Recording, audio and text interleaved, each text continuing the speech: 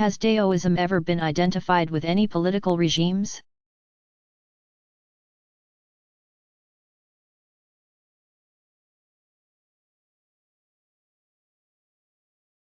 During several periods of Chinese history, Daoism has enjoyed the considerable benefits of imperial patronage. One Daoist emperor in particular, during the mid-9th century, launched a devastating persecution of Buddhism that did serious damage to many of that tradition's institutions. There is a certain irony in that, given the classical Daoist teaching about law and government. According to the Dao De Jing and Zhuangzi, the best hope for society is unobtrusive leadership that does not need to rely on law and force to lead. Governmental institutions are meddlesome and oppressive. According to early Daoist authorities, the ideal social setting is the small village in which no one carries weapons. Very unlike classical Confucian tradition in this respect. The ideal Daoist society does away with social stratification of all kinds. Where all are equal, ruling and military classes are unnecessary. Throughout Chinese history, however, Daoists and Confucians have competed with one another for imperial support and patronage. Confucianism generally has been far more closely identified with government than has Daoism. Despite classical Daoist aversion to formal structures of government, both the official and popular pantheons have retained a good deal of the imagery of imperial bureaucracy. As in the names of such deities as the Jade Emperor.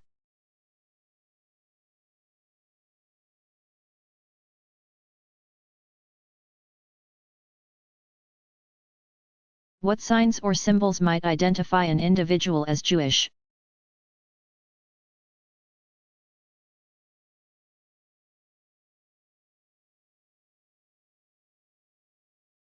One of the most common and easily visible signs of Jewishness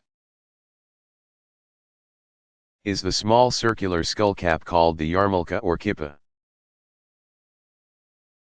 worn by many Jewish men and boys as an ordinary item of clothing. The yarmulke is especially significant in ritual contexts. In some congregations, women rabbis now wear the head covering as well. Men of very conservative and orthodox communities often wear a plain black fedora or Homburg hat over the yarmulke. On special occasions, Orthodox men wear a round hat trimmed in beaver fur. Orthodox men also often dress all in black, with long overcoats, sometimes substituting a differently colored outer garment for special occasions. Special items of clothing include several for ritual purposes only, such as the larger woolen, cotton, or silk prayer shawl, talit, with corner fringes. Tzitzit, worn as an outer garment during morning prayer and all day on Yom Kippur. The talit katan, smaller prayer garment, is a cotton undergarment, worn at all times,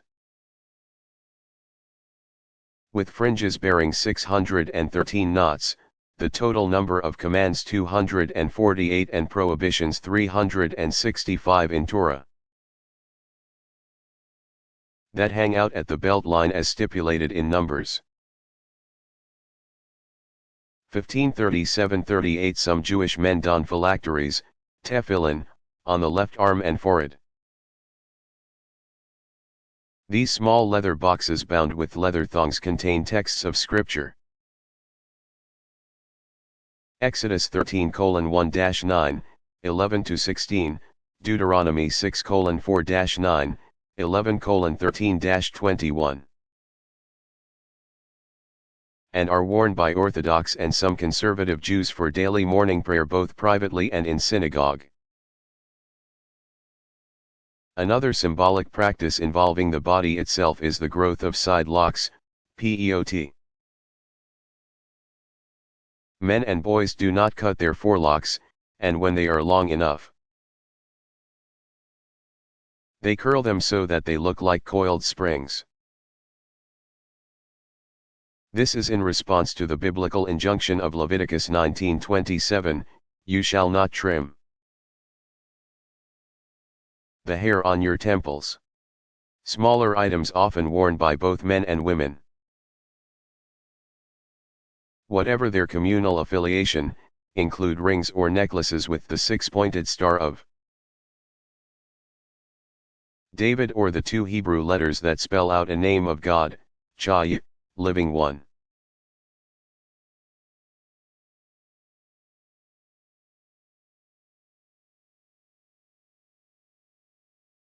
Are salvation or redemption important concepts in Confucianism?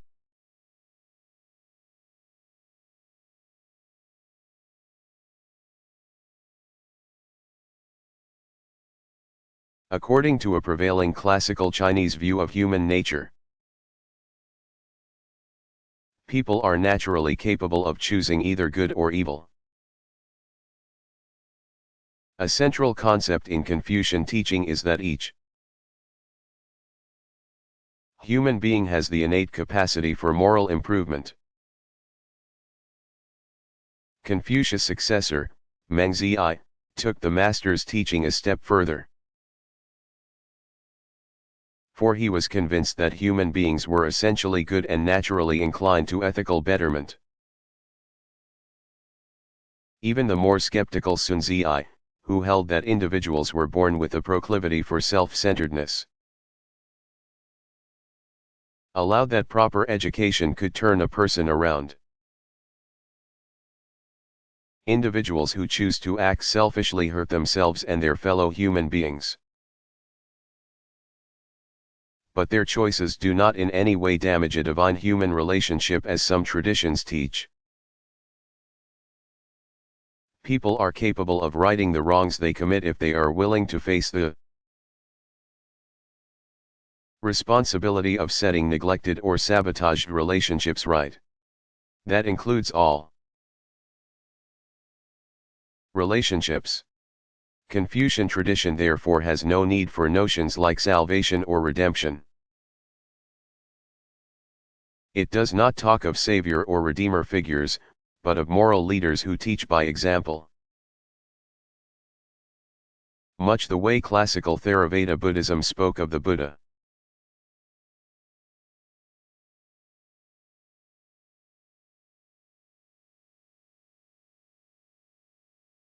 Why do Muslims bury their dead so quickly?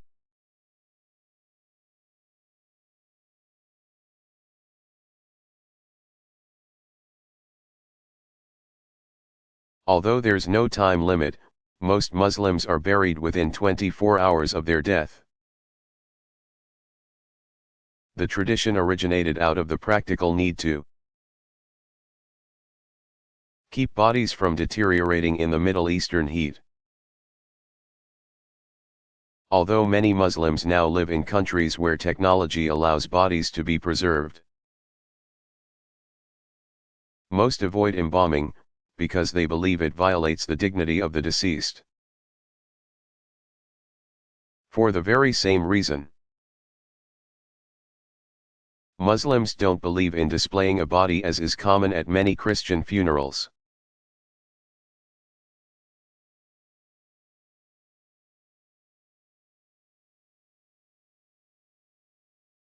How did Hinduism become a religion of the masses?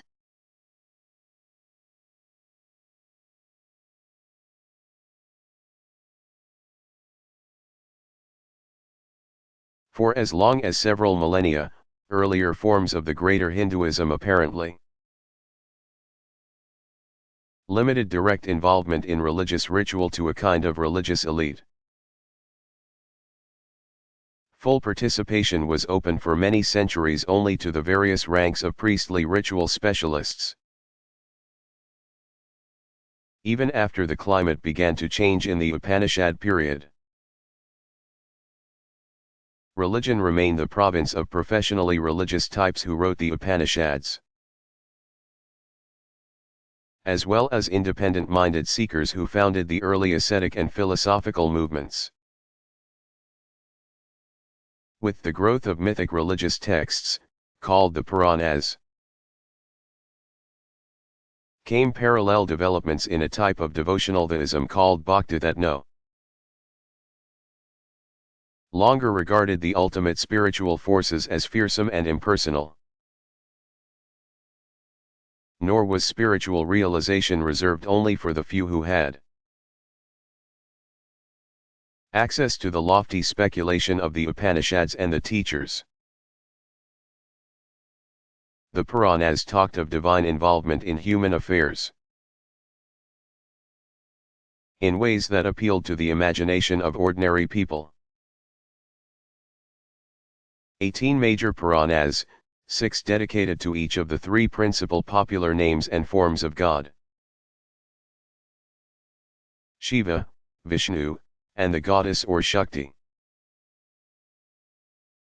opened up a world in which the humblest person could approach God and be assured of acceptance. Out of that broader movement have grown the many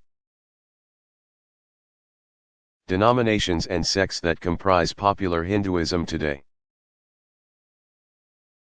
Major subcommunities are named for the principal deities they worship.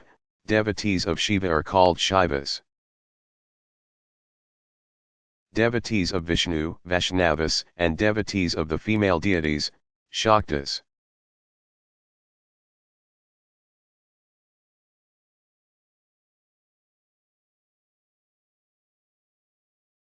What signs or symbols distinguish Confucian and CIT ritual specialists?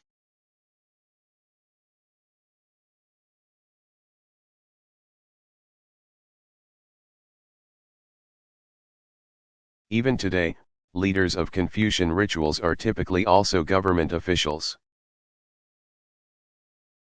When they function as ritual specialists, they don the garments once worn by representatives of the imperial household and administration. As for CIT, since there is no longer any official imperial religious worship, there are no longer CIT ritual specialists. Prior to 1911, however, CIT ritualists, from the emperor on down to the humblest assistant, simply wore the garments that signified their respective bureaucratic ranks and offices. In this case, the literati did double duty as custodians of both civil and religious ritual. For especially important events, officials wore various garments known generically as dragon robes, each decorated with emblems of the wearer's administrative rank. Imperial robes worn by the ruler during rituals were once festooned with an array of symbolic decorative motifs known collectively as the 12 ornaments, or symbols. Symbolizing heaven and its wisdom were the sun, shown with a 3-legged raven inside its red disk; the blue or green moon surrounding a hair grinding; the elixir of immortality with mortar and pestle, and the constellations. Images of mountains symbolized earth and strength. Standing for all living things, the dragon symbolized resilience. The pheasant, culture and literary accomplishment. In images of bronze ritual vessels, celebrants saw filial devotion. In cereal grains, abundant harvest; in flame, illumination; and in the water, plant purity. Along with the mountains, the latter 4 also corresponded with the 5 elements. Finally, the fu, a geometric form meaning good fortune, and the axe, referred respectively to the imperial prerogatives of judgment and punishment. When displayed together, the 12 were done in combinations of the 5 symbolic colors associated with the 5 directions. None but the emperor's ritual vestments could depict all 12 ornaments, since they constituted a symbolic summary of the whole cosmos.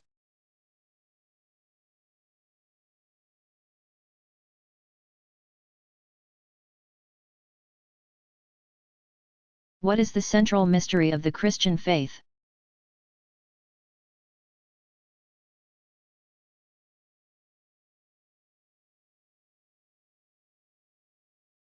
The doctrine of the Trinity is the central Christian teaching about God.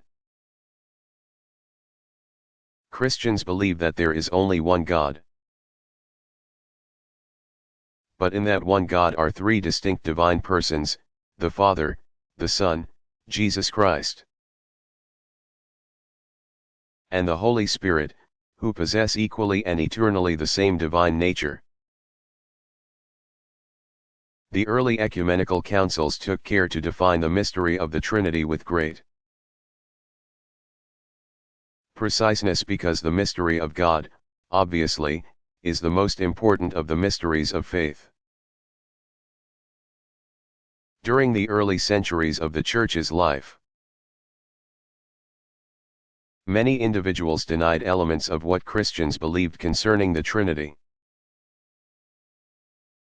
Some claimed that Jesus was not really God, others rejected the divinity of the Holy Spirit, and some presented a very faulty understanding of God the Father. Belief in the Trinity is what distinguishes Christians from their Jewish and Muslim brethren.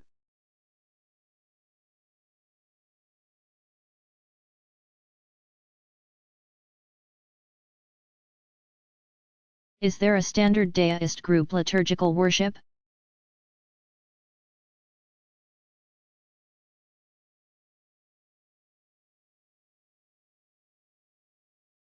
Most of the ritual activity one can observe at temples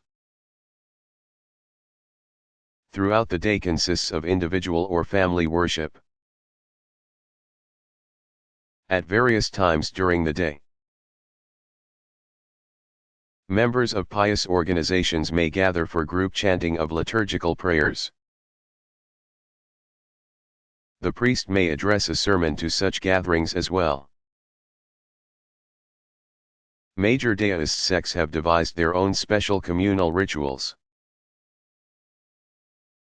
and some have survived intact into our time and are still practiced, especially in rural areas and more traditional villages. Many of these involve group chanting of sacred texts, in imitation of the chanting of the assembled gods themselves when they created the universe. One important communal ritual is that based on the teachings of the Lingbao sect. Elaborate theatrical liturgies address issues and powers in 3 levels or registers: the celestial, the terrestrial, and the human.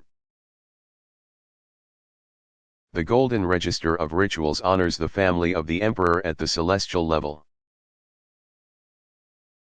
A terrestrial level called the yellow register is aimed at peaceful rest for the deceased. The now discontinued jade register once focused on securing salvation for all people. The officiants and their ritual implements mediate between the divine and human participants. Rites once dedicated to the emperor and his court are now undertaken on behalf of local or family groups known to uphold religious standards. Observances begin with an evening or vespers prayer to announce the start of the rituals and symbolically reconstruct a sacred realm in which to enact the rites. Great attention goes into setting the ritual scene. A miniature of the cosmos with gates at the 4 cardinal directions. Action resumes the next morning with a fast and an offering. Imitating a creative divine act, the officiant recreates the sacred space by pacing out creation and journeys symbolically to the heavens to bring down heavenly powers. As part of the ritual, the master, or priest, meditates silently, focusing on visual imagery as a way of bringing health to the assembled people. The entire ritual ends on the next day with the master facing the assembly as one now returned to earth. He then dismantles the altar, burns the sacred texts, and sends the deities back to their heavenly abodes.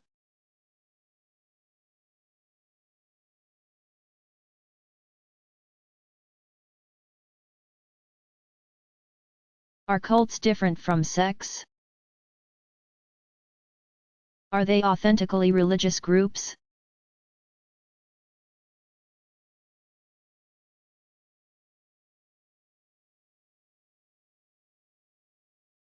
We've become accustomed in recent years to hearing about various cults, both here and abroad, that claim religious inspiration and legitimacy. Think, for example, of the Branch Davidians of Waco, Texas, the Heaven's Gate group Suicide in California, or the Japanese Aum Shinrikyo, infamous for its nerve gas attacks on Tokyo's subway system. The term cult is sometimes used synonymously with new religious movement. And although there are varying opinions on the subject, it is possible to point out a few salient features. First, both cult and new religious movement are historically relative terms. A movement whose novelty and exotic qualities were so obvious to observers, say 1,000 years ago, might have turned out to be a major religious tradition by our time. Most recent new movements are not truly sectarian in the sense that they are not offshoots of larger religious communities. In addition, cults take the exclusivity that seems to characterize the sect as classically defined and separate themselves from society to a much greater degree than sects.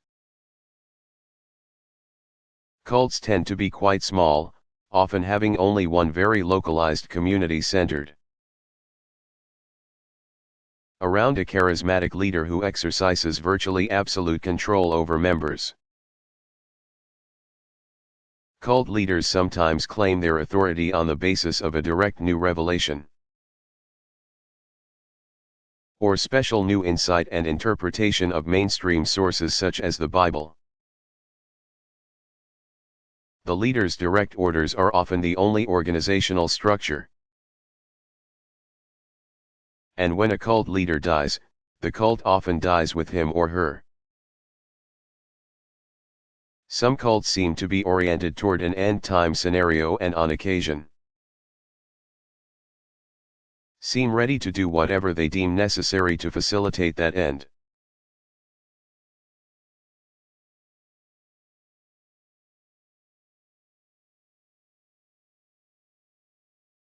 What is a bishop? Do all Christian churches have them?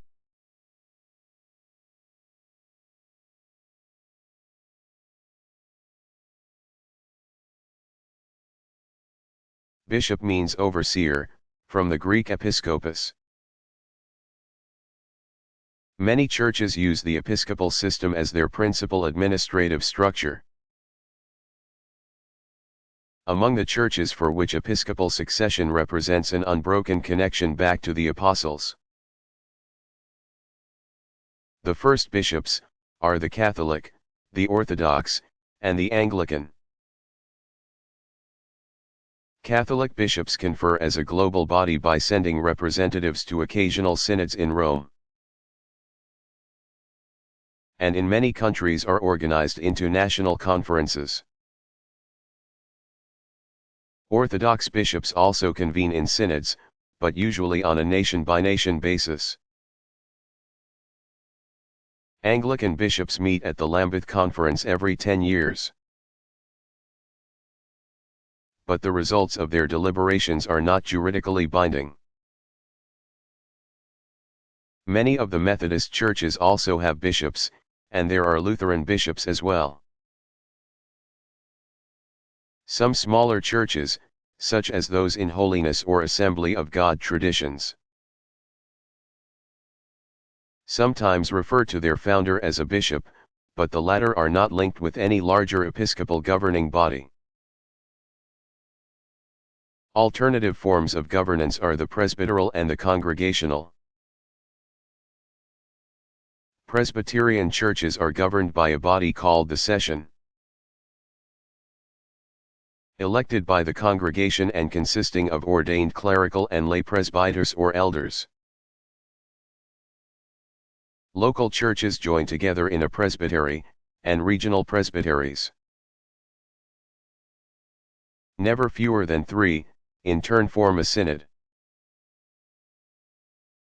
Presbyteries also elect members of an overall body called the General Assembly. The congregational structure maintains the complete independence of each local community. But most churches that employ the structure nevertheless come together in national conventions or synods. Baptist churches and those forming the United Church of Christ use this general structure of governance.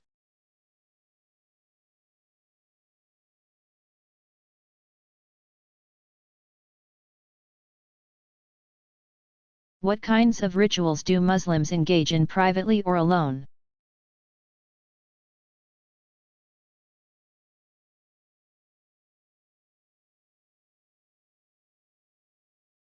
Since one can perform the 5 daily ritual prayers anywhere,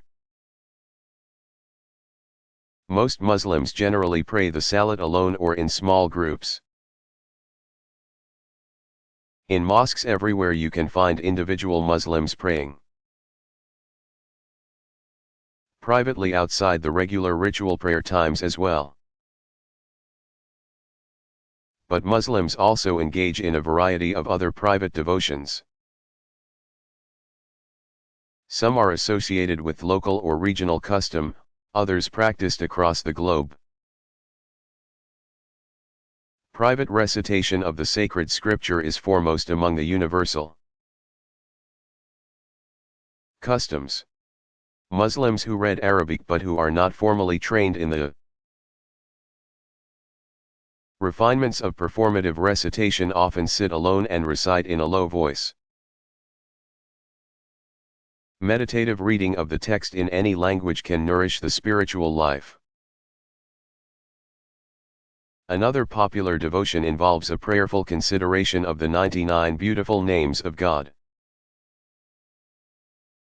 Many Muslims use the tasbihah, a set of either 33 or 99 beads, to keep count.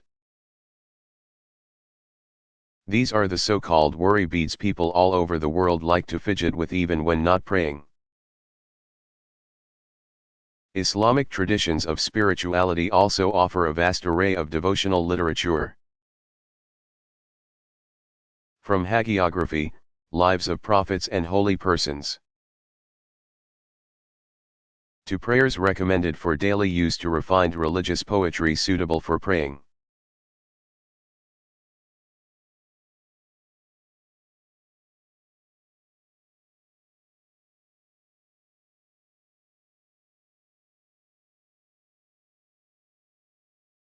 What is the parousia?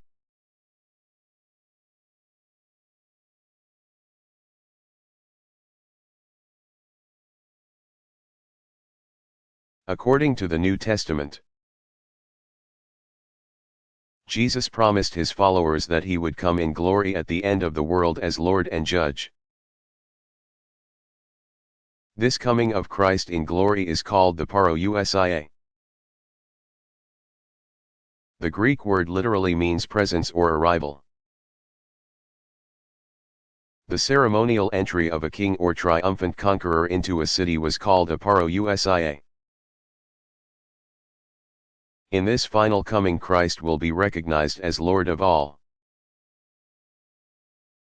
Christians from the very start have looked forward with confident hope to the final coming of Christ in glory. The early Christians' prayer Maranatha, Aramaic for our Lord, come. I Corinthians 16:22 was an expression of their eager desire to see the final triumph of Jesus' saving work.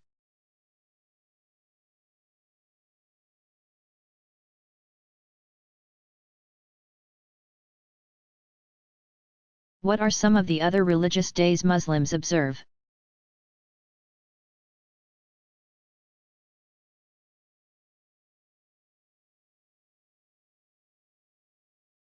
On the 15th of Shaban, many Muslims, especially in South Asia, observe the night of forgiveness, Laylat al-Bara'ah, pronounced Bara'a. Popular belief says that the names of all persons are written on the leaves of a great cosmic tree. On the evening of the 14th, the tree shakes and loses some of its leaves.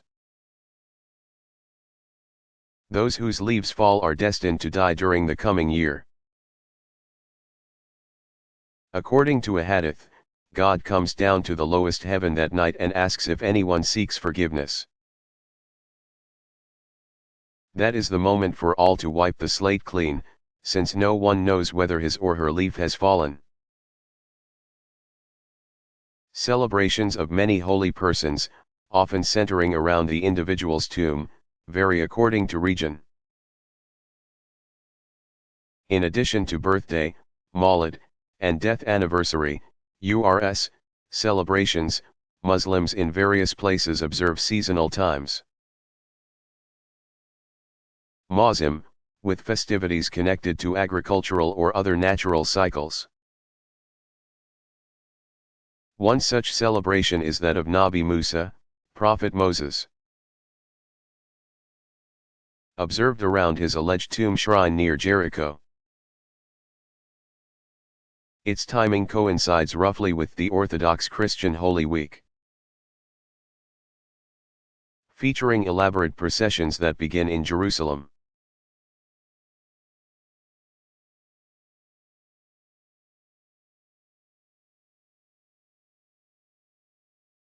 How does one identify a sect?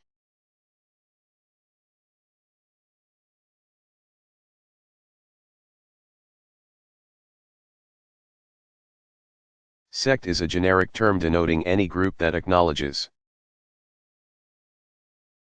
a common leadership and shares a common set of beliefs. The word comes from the Latin verb sequi, to follow, and it has often been used pejoratively by members of larger traditions to refer to troublesome or nonconformist groups within their midst. An important characteristic of sects is their tendency toward greater exclusivity in membership, based on the notion that true believers must measure up to a higher standard than the generality of people who call themselves religious. Sectarian movements are therefore often the result of attempts at reform within a religious tradition that some leader rising from the ranks perceives to have lost its original purpose. But if sects tend to up the ante for membership, they do not necessarily declare their distinctiveness on narrowly theological grounds. What they want is a morally committed membership for whom faith means a willingness to abide by stringent ethical standards. To gain entry to a sect, one has to demonstrate worthiness. But once accepted, all members participate on an equal footing. There are, of course, leadership structures. but governance tends to be communitarian rather than hierarchical. Sects often perceive themselves as taking a stand against the rising tide of secularization they see around them, faulting larger religious bodies for failing to direct a sufficiently challenging critique of the surrounding culture. Some sectarian movements have eventually moved back toward greater integration in society as a whole, and these are sometimes referred to as established or institutionalized sects.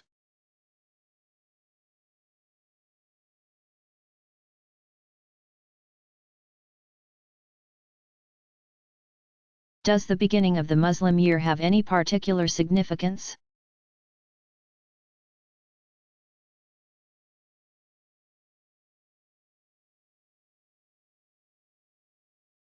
During the first 10 days of the month of Muharram, Muslims reflect on a variety of spiritual themes.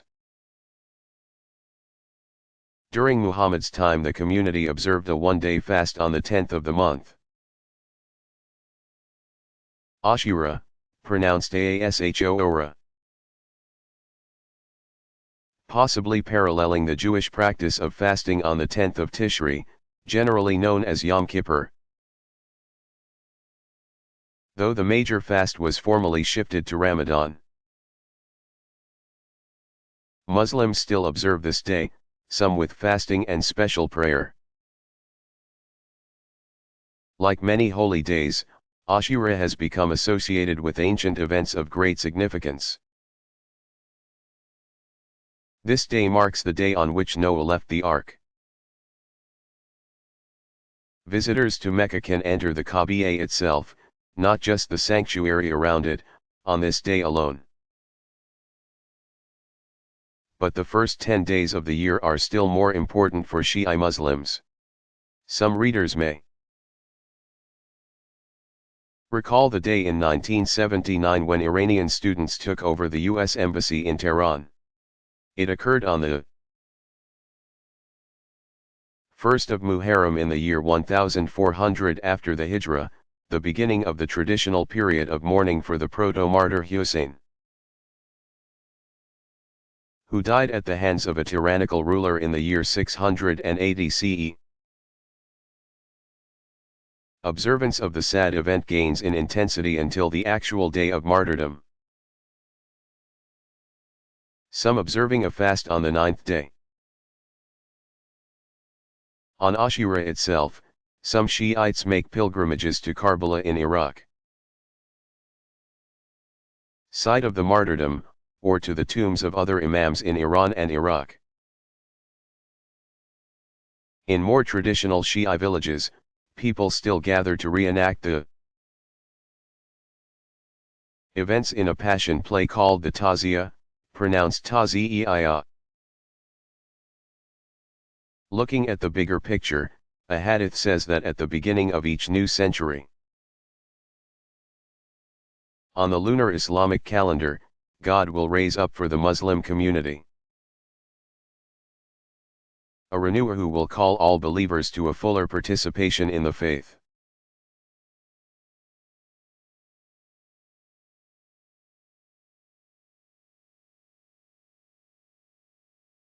Who were the Essenes?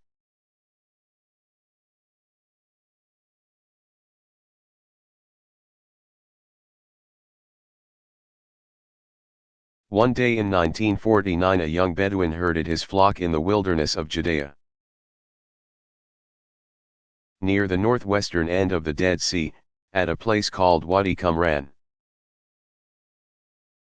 He amused himself, the story goes, by tossing stones into some of the many caves nearby. After one toss he heard the sound of something breaking deep in a cave. Inside he found a cache of covered clay jars containing very old manuscripts. Fortunately for us all, the shepherd gave most of them to people who might be able to make sense of them. The treasure, now known as the Dead Sea Scrolls, has proved a gold mine of information. about a strange and little-known religious community that had lived at Qumran. It appears that the Essenes lived an ascetic, semi-monastic life in communities that flourished from around 150 BCE to 75 CE. Numbering about 4,000 at one time, this small Jewish sect accepted only male adults to full membership, though some members were apparently married. The Essenes are perhaps the closest analogy to a form of monastic life in the Jewish tradition. As Jews they studied Torah and observed strict purity in ritual practice, but did not participate in temple worship in Jerusalem. Belief in immortality of the soul and the eventual resurrection of the body were central to their theology.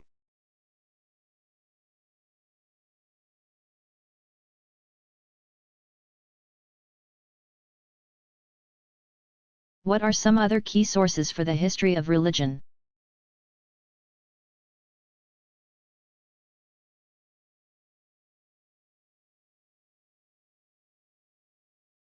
We learn about the history of all the many rich and varied religious traditions thanks to the accomplishments of generations of dedicated investigators in a wide range of academic disciplines. Specialists in literature have catalogued, analyzed, and translated thousands of volumes of religious writing that fill the libraries of the great traditions.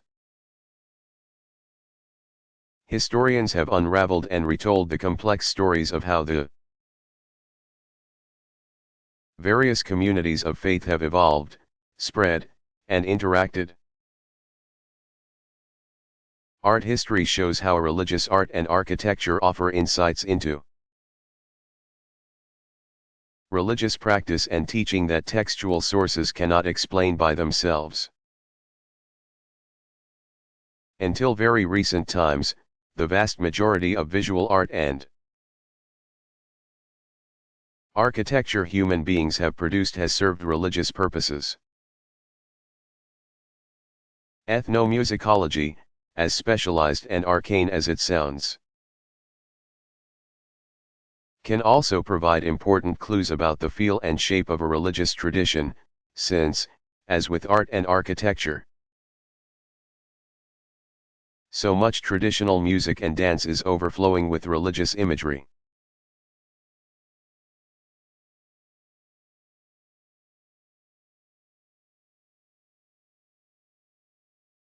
What role do angels play in Christian belief?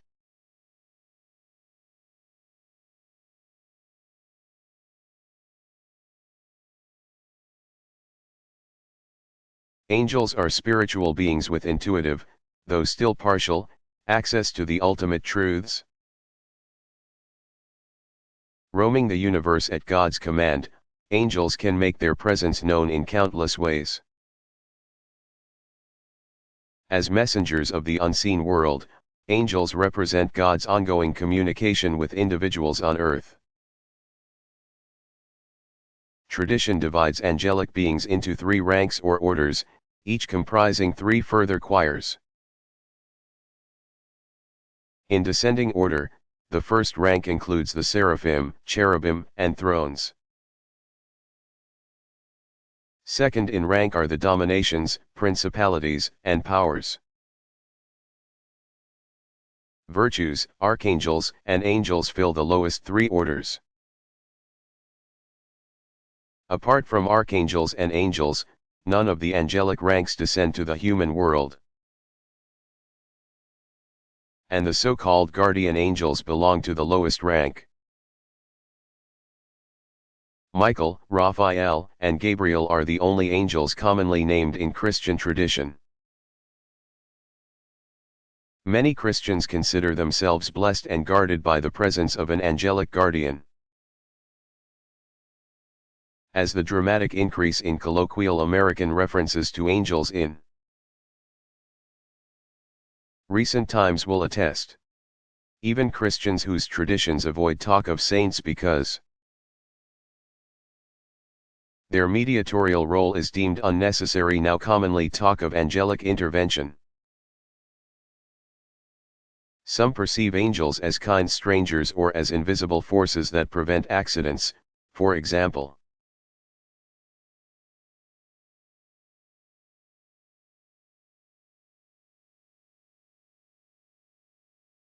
What is a doctor of the Church?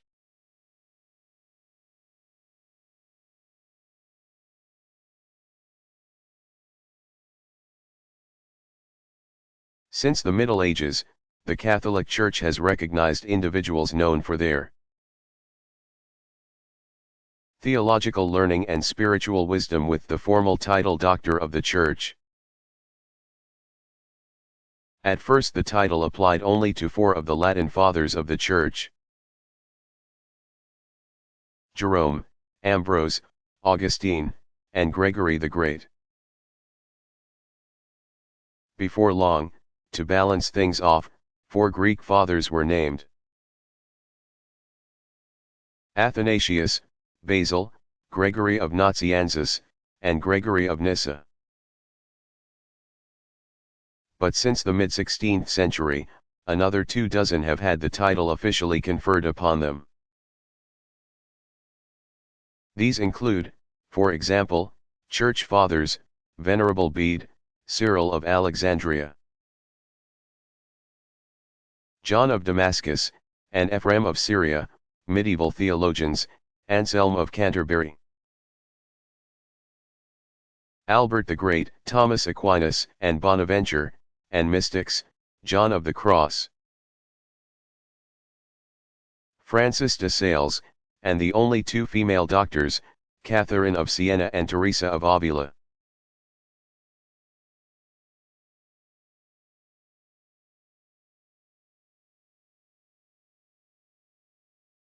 What about lesser or subordinate popular deities?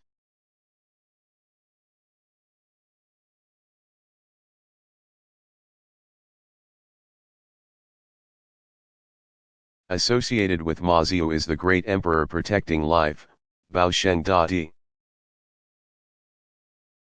A physician during medieval, Song dynasty, times, he remains a popular healing power. Legend says that he suffered from unrequited love for Maziu. Xiao Lao, god of longevity, appears often in Chinese art and in temple decorations. He holds a peach and a staff, walks with a crane or a deer or both, and has an exceptionally high forehead and a long white beard. Another god of longevity, Xiao Xing, has the responsibility of appointing each person's time of death. Like Xiao Lao, he holds a peach, but Xiao Xing's companions are the stag and bat. He is sometimes depicted as one of a trinity of star gods of happiness. Dozens of other lesser gods fill out the popular pantheon. Dongfang Shuo is the divine patron of metalsmiths. Connected with the planet Venus and depicted standing on gold and silver ingots. Bianho is the patron deity of jewelers. Si Ming, a deity of deist origin, became the kitchen god, or director of destinies, who oversees the fates of family members and submits reports annually to the Jade Emperor on how each person is progressing. Depicted as an elderly mandarin, this household deity rules from his place above the family hearth.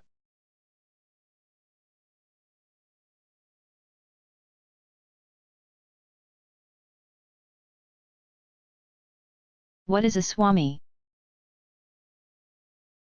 Is that anything like a Maharishi?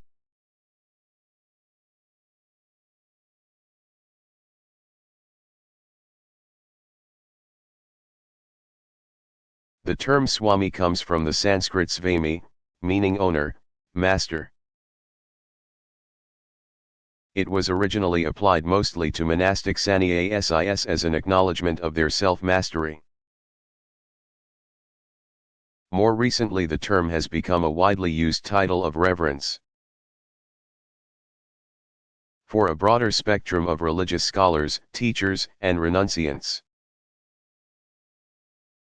One often hears Hindu religious leaders referred to as Swamiji, a term of both respect and affection.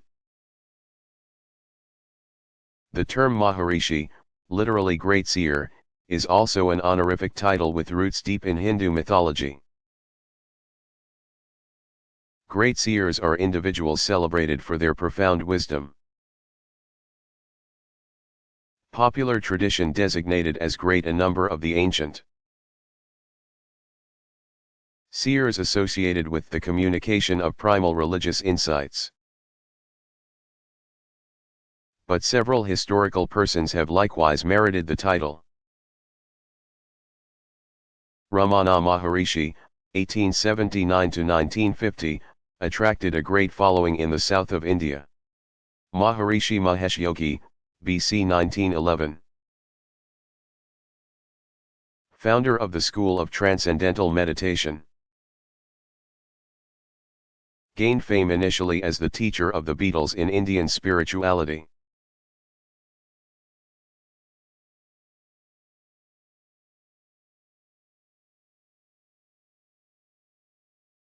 How are Hindu religious leaders chosen and given authority?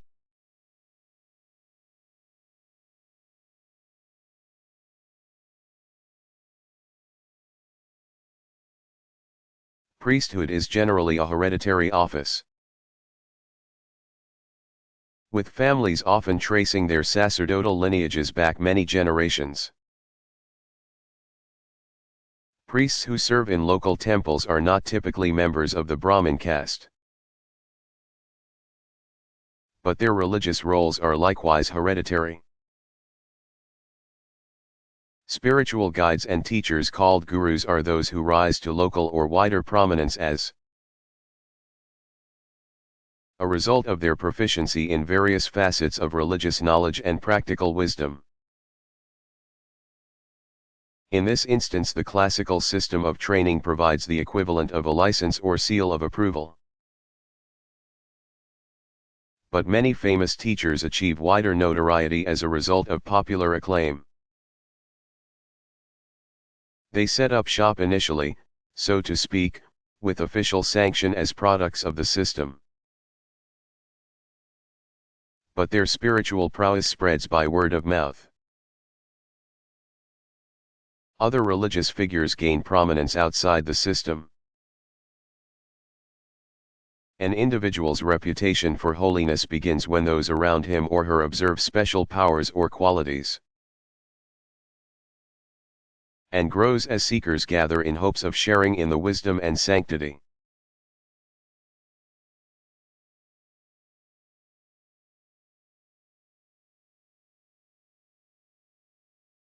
If I visited a Shinto shrine, what would I see?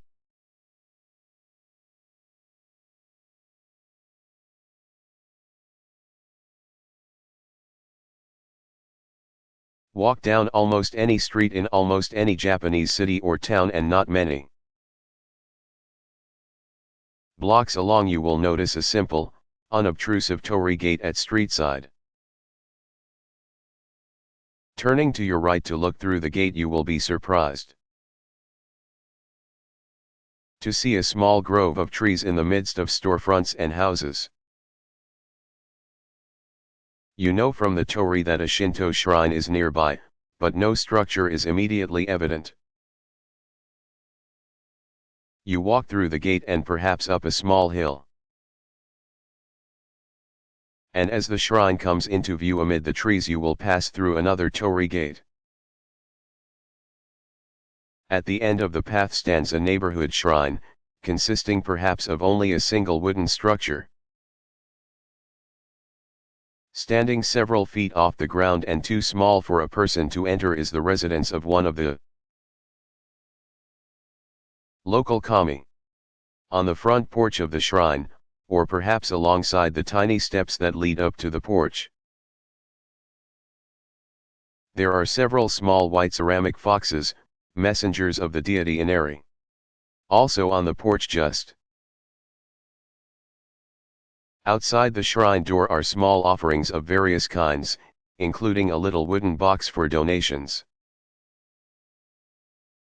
Uncounted thousands of these unassuming shrines are quiet testimony to the presence of the divine powers.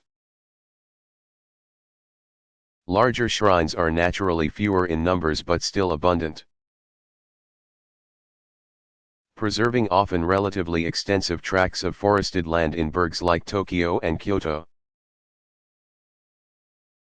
The great shrines are all the more remarkable. Even in the heart of bustling Tokyo, for example.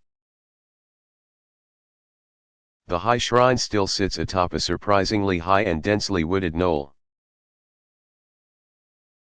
As you pass under one and another monumental torii along the pathway to the center of shrines like Tokyo's splendid Meiji-Jinggu, you will find yourself slowing down and marveling at the beauty of ancient trees. The sheer power of place here is almost overwhelming, enveloping you with a profound sense of the sacred. At the heart of the place are worshippers, perhaps in large numbers depending on the day. Approaching the outer building of the sanctuary to pray and make their offerings. If your timing is right, you might witness formal ceremonies of blessing or priestly offering. Shinto shrines do not present the kind of public face that Japan's numerous Buddhist temples show. Shinto's miniature and not-so-miniature holy forests are vivid reminders of the need to acknowledge the sanctity of nature, especially when the hunger for expediency and immediate gratification compromises reflection.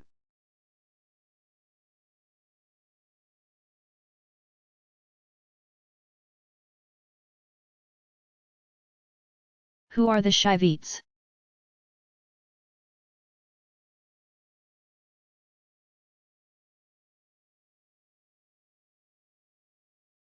At least 6 sub-denominations make up Shaiva Hinduism. As with Vaishnavism, their views on the nature of the divine-human relationship set them apart. A major sect in South and Southeast Indian region called Tamil Nadu is known as Shiva Siddha and Tat, Truth About Shiva. Tracing its roots to Rishi Termular, c. 200 CE, the group's central teaching is a blend of theism and monism. Individual souls seek God, and devotees and worshippers in this life and ultimately will merge totally with Shiva. Pashupata Shaivism, founded by Lakolasha, c. 200, and popular in far northeast, north, and western central India, holds a variation on that teaching. Souls finally merge with God but maintain individuality somewhat. As stars are lost as discrete bodies in the infinite night sky. Also found in the northern state of Kashmir is a distinctive Shaiva sect founded by Vasugupta, c. 800 CE. The Kashmiri school is monistic, teaching the complete and perfect oneness of all reality in Shiva. A major sect in northeast India is called Siddhasiddha and Tat, with roots in the teaching or Rishi Gorakshanatha.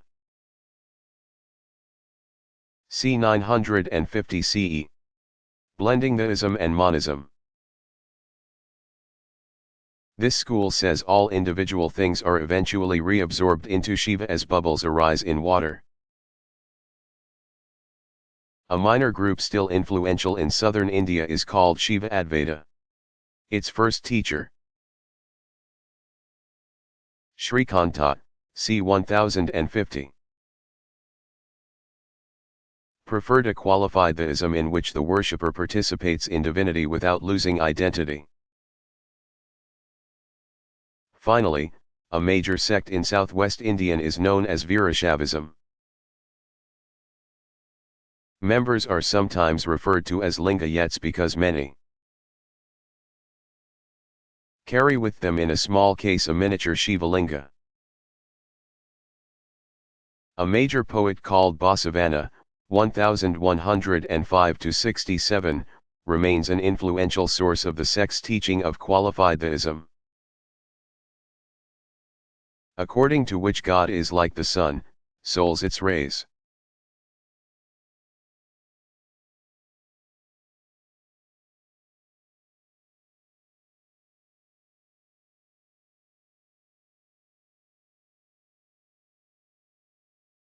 Do Confucianism and CIT consider the practice of divination essential?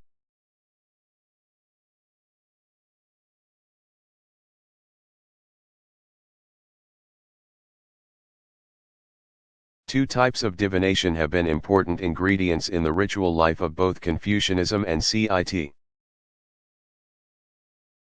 As in Daoism and CCT, the practice of geomancy, earth prognostication,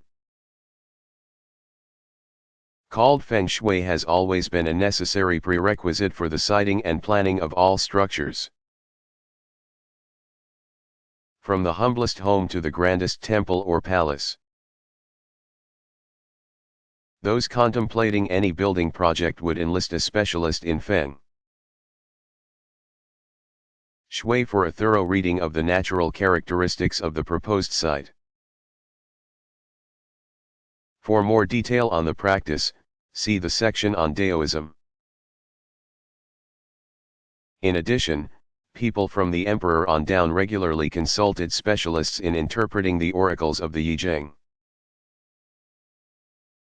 the classic of change, before undertaking any significant course of action. The imperial staff included experts in divination who could be consulted on short notice. Such specialists were not specifically members of the literati or Confucian hierarchies, but their services were generally regarded as indispensable.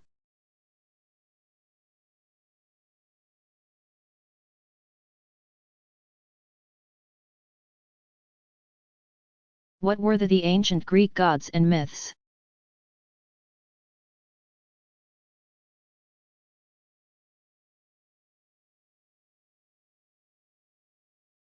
Between approximately 850 BCE and 500 BCE, there arose a new Greek religion based on the god Zeus and on 11 other gods who resided on Mount Olympus in Thessaly, in northeastern Greece. The Greek gods were adopted later by the Romans and given different names. The 12 gods made up a family: Zeus, Jupiter to the Romans, the ruler, his brothers Poseidon, Neptune, and Hades, Pluto, their sister Hestia, Vesta, who later gave up her place to Zeus's son Dionysus, Bacchus, Zeus's wife Hera, Juno, their son Ares, Mars, Zeus's children Athena, Minerva, Apollo, Aphrodite, Venus, Hermes, Mercury, and Artemis, Diana, and Hera's son Hephaestus, Vulcan. These Olympians were concerned with and controlled the fate of humankind. Many minor gods were believed to reside on earth and to play a part in the drama of the Olympians and their interaction with the Greek mortals. Zeus sometimes fathered children by mortal women, and the sons became the heroes of Greek legend. The Greeks worshipped their gods as a regular part of their everyday lives. They were careful to please the gods in their actions and were especially careful to avoid angering them. When disaster befell their cities or crops, or when sickness took the lives of loved ones, they believed the wrath of the gods was responsible. The Greek gods also had a humorous side, and the mortals were able to laugh. at the gods' plots against one another and at their concealed love affairs. The Greek and Roman myths concerning the activities of the gods and mortals are considered some of the world's greatest literature. Outstanding examples include the Iliad and the Odyssey of Homer. These and other works presented the ideals of physical beauty and heroic deeds in a poetic form that has inspired civilization since their creation.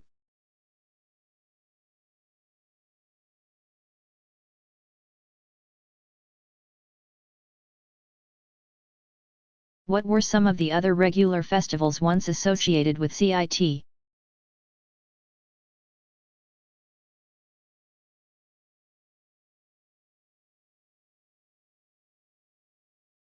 Many of the religiously significant times acknowledged with rituals in sacred sites affiliated with CIT overlap with popular deist and CCT practices. The literati, who functioned as ritual specialists in service of the imperial house, generally looked down on deist and CCT devotionalism and often made fun of their beliefs. But as servants of the emperor, they could hardly afford to snub the very deities to whom the general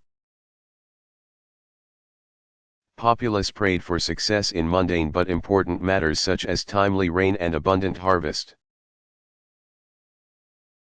When the emperor's far-flung political administrators entered into their roles as religious ritualists, they often found themselves crossing an imaginary line from the elite to the everyday life of the locals, celebrating days associated with deities of purely local or regional origin and importance remain the task of deists and practitioners of CCT. But when they paid homage to local or regional deities whom the emperor had elevated to the CIT pantheon, the literati were providing implicit legitimation for popular beliefs and practices. In addition to the birthday of Confucius on the 27th day of the 8th lunar month, CIT also celebrated new and full moon occasions, some of which coincided with feasts like that of Lao Zi, second month, day 15, and the Hungry Ghosts, 7th month, day 15.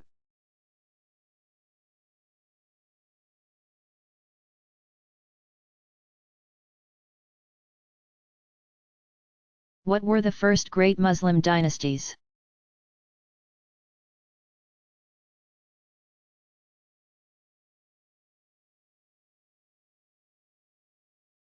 Relatives of Uthman, called the Umayyads, brought Ali down for his complicity in the murder of Uthman. They established a new seat of power in the ancient city of Damascus, Syria, thus inaugurating the first of a series of Muslim dynasties. Under the Umayyads the map of Islamdom expanded dramatically. By the year 711, Muslim armies had claimed ground across North Africa to Spain, and as far east as the Indus River in present-day Pakistan. Consolidation and some further expansion continued under the Abbasid dynasty, which ruled from its newly founded capital, Baghdad. After supplanting the Umayyads in 750. But the early plan for a single unified Islamic domain soon began to unravel. Increasingly aware that Baghdad could not continue to hold its far-flung empire together, regional governors and princes at the fringes began to declare independence. Although the Abbasid Caliph would continue to claim nominal allegiance until 1258, the future belonged to countless successor states, from Spain to Central and South Asia.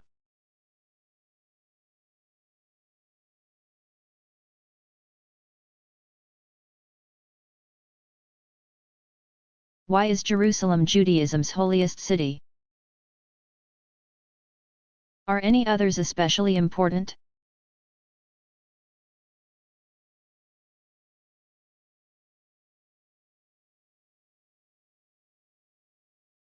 Jerusalem was the last of several places that functioned as seats of power during the early years of Judaism's monarchy. Around the year 1000 BCE, King David captured the hilltop stronghold from a Canaanite tribe called the Jebusites. David's choice of location may well have been motivated by a desire to establish himself politically in a city that had few links to pre-monarchical Jewish factions. Jerusalem, also called the Hill of Zion, promised David a fresh start. Situated on the highest point in the region, some 2,500 feet above sea level, and more or less in the center of tribal territories.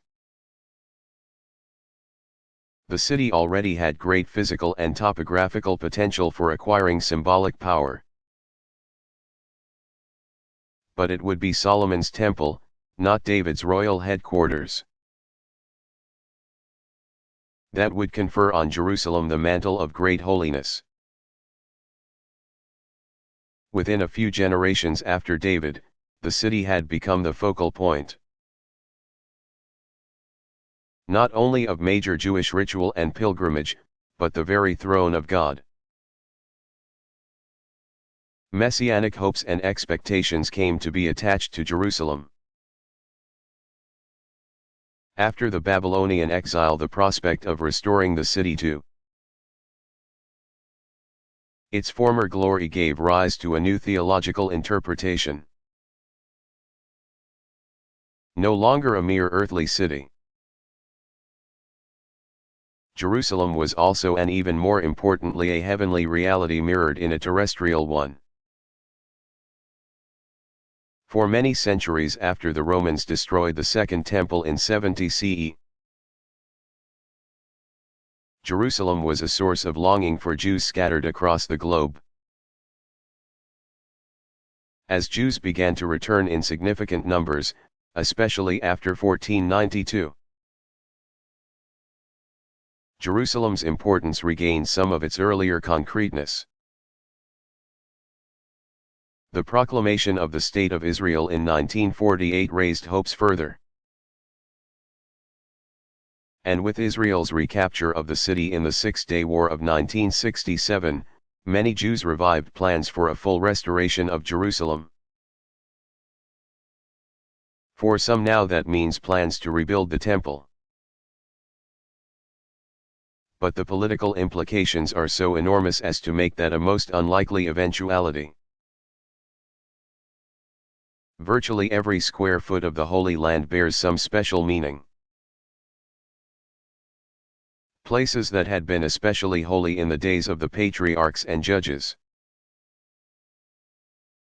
prior to the monarchy, have retained only a shadow of their pristine sacredness. Nothing compares with Jerusalem in that regard.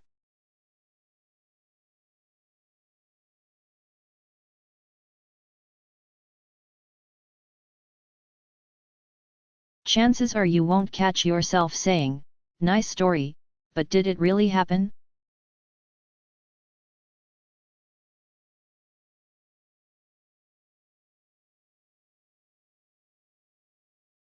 Yet that is exactly how many people respond to ancient mythic narratives. Either it happened just that way or it's the product of some overworked imagination. Once again, it helps to recall a fundamental principle in the study of classic texts. First, determine how the text is trying to communicate. Myth and poetry share another key feature: they are far more about value and meaning, about why things are the way they are, than about fact. Police reports are about facts. It makes perfect sense to ask whether what is alleged there really happened. Myth, on the other hand, arises out of profound reflection on the human condition and on the nature of the world. Myth invariably articulates a vision of the underlying spiritual causes of things, typically personifying those causes as superhuman powers. In technologically advanced societies, the creative imagination can be too readily discredited. But it is virtually impossible to understand how religion works without a deep appreciation of the imagination. Finally, myth has the power to bring a most welcome element of humor into religious thinking. Thanks to myth at its best, religious people have hope of not taking themselves too seriously.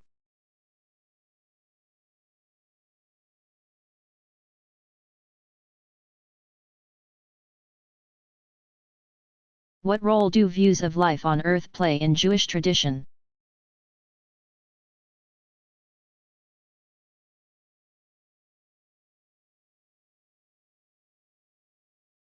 Although many Jews prefer not to speculate about whether some version of a next world may exist,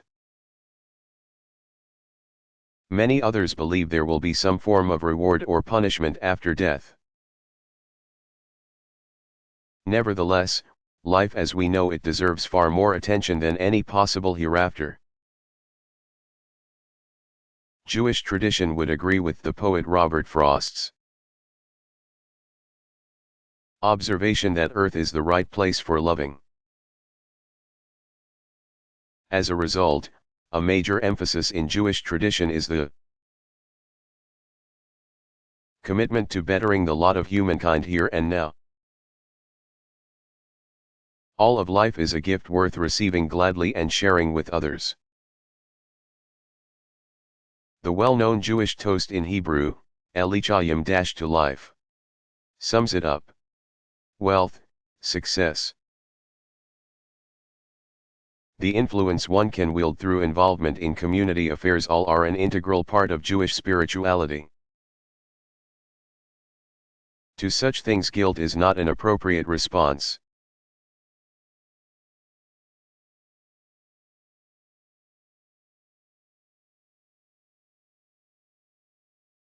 What signs or symbols distinguish Buddhist ritual specialists?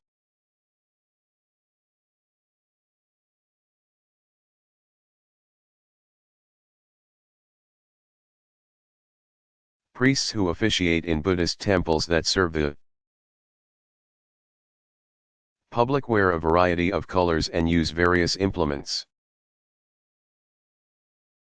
Priests often wear a special robe called a kashaya, kesa in Japan. The vestment is unusual in that it is typically a patchwork of many colors and textures. Recalling the simplicity and poverty of the Buddha's earliest disciples. An abbreviated form of the kesa is the waijisa, a simple swatch of cloth worn over the shoulders. Some monastic priests in Japan carry a staff called a shakuja. 6 metal rings near the top make a jangling sound, alerting small defenseless creatures to remove themselves from harm's way. The Bodhisattva Jizo, usually dressed as a monk or priest, typically carries the staff. Within private or monastic settings, ritual specialists have an even greater diversity of signs and symbols. Since their rituals are often more esoteric and complex. Tibetan monks, for example, don very colorful headgear distinctive of their various lineages for special rituals. Tibetans and members of other esoteric sects also use a wider variety of special ritual objects than are used in popular denominations.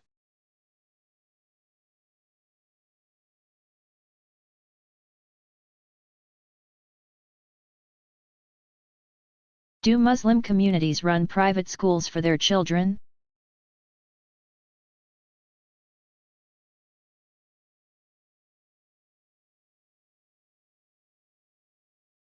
A tradition of Islamic religious education began many centuries ago. Younger children attended a Quran school called a kutab, pronounced kutaab. They might progress to more advanced studies in hadith, and eventually to the equivalent of modern-day higher education provided in institutions called madrasas.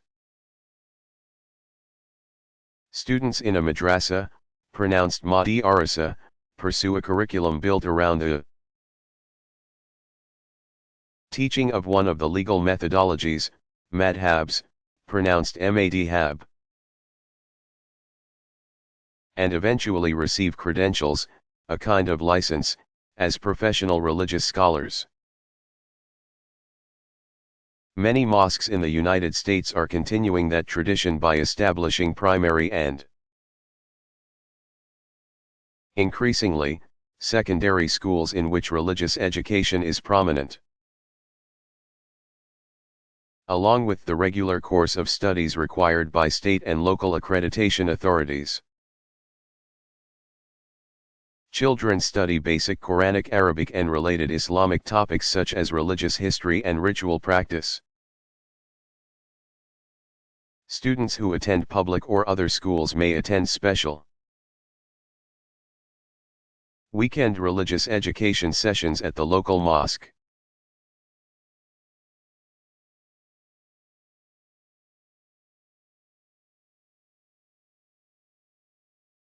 Are there special rituals associated with dedicating a new temple?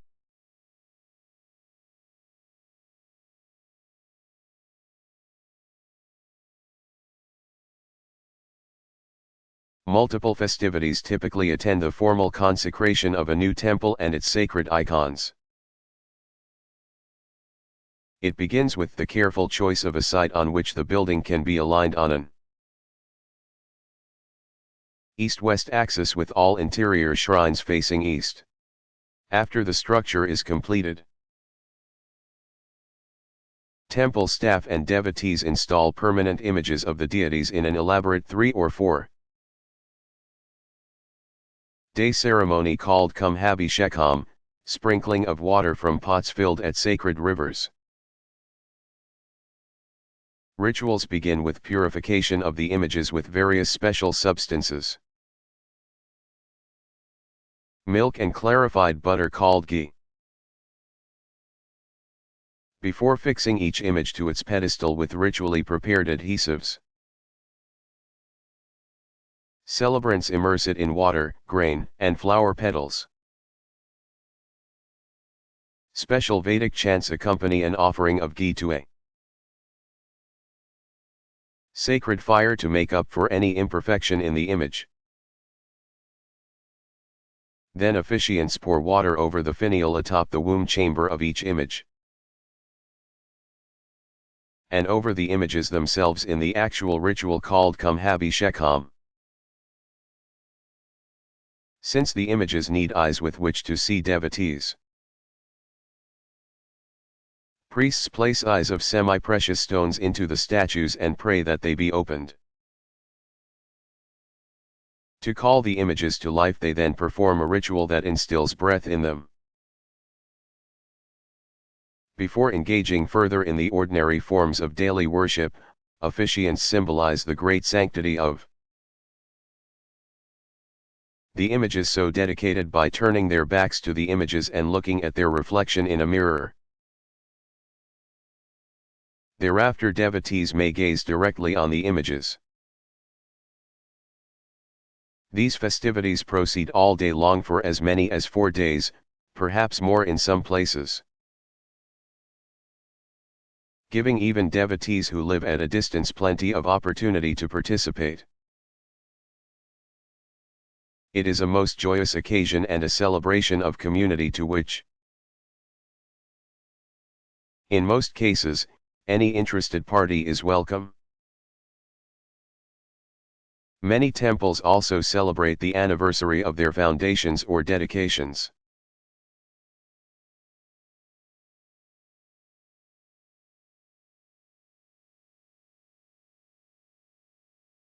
How was Buddhism spread through Southeast Asia?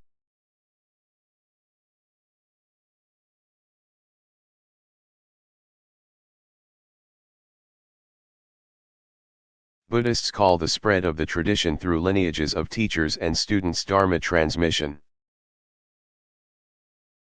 Sri Lanka was one of the first regions outside of India to form a link in the southern transmission. A lineage known as the Theravada, wisdom of the elders,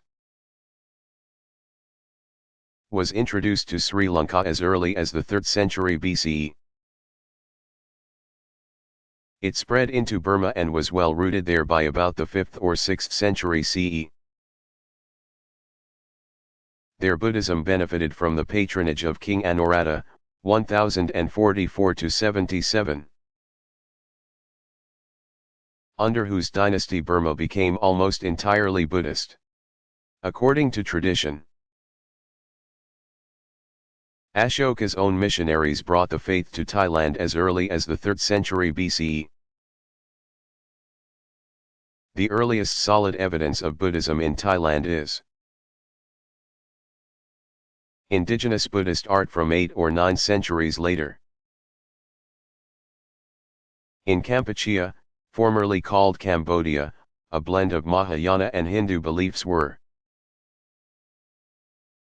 dominant around the royal complexes of Angkor toward the end of the 1st millennium. Theravada teaching came to the fore after about 1200. But its institutions have just barely survived disastrous political upheavals of the late 20th century. Vietnam seems to have participated in the Theravada transmission early on. But missionaries from China succeeded in establishing Mahayana teaching there between about 1000 and 1400.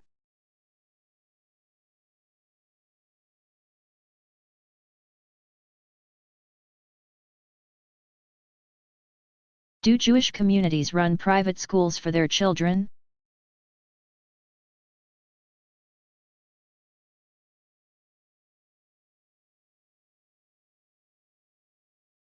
Educational institutions called yeshivat, academies, plural of yeshiva, began to proliferate in Iraq.